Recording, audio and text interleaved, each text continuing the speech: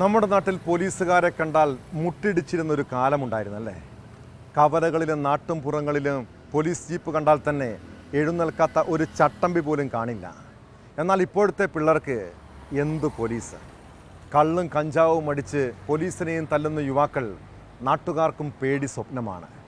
തിരുവനന്തപുരം കഴക്കൂട്ടത്ത് കയ്യിലിരുന്ന സിഗരറ്റ് തട്ടിക്കളഞ്ഞ പോലീസുകാരോട് ഒരു പയ്യൻ ചെയ്തത് എന്താണെന്ന് അറിയണ്ടേ?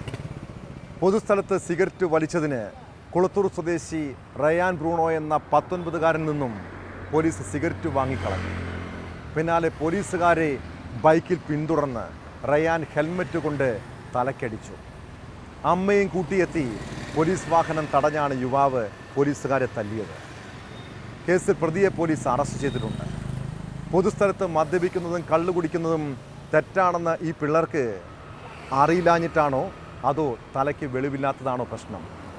എന്തായാലും പോലീസിനെ തല്ലാൻ കൂട്ടിന് പോയ ആ അമ്മയാണ് ആ ചെക്കന് വഴിതെറ്റിച്ചെന്ന കാര്യത്തിൽ യാതൊരു സംശയവുമില്ല. ഇപ്പോഴേ അവൻ്റെ ചെവിക്ക് പിടിച്ചില്ലെങ്കിൽ നാളെ അവൻ ഈ അമ്മയും തല്ലുമെന്നോർത്തോളൂ.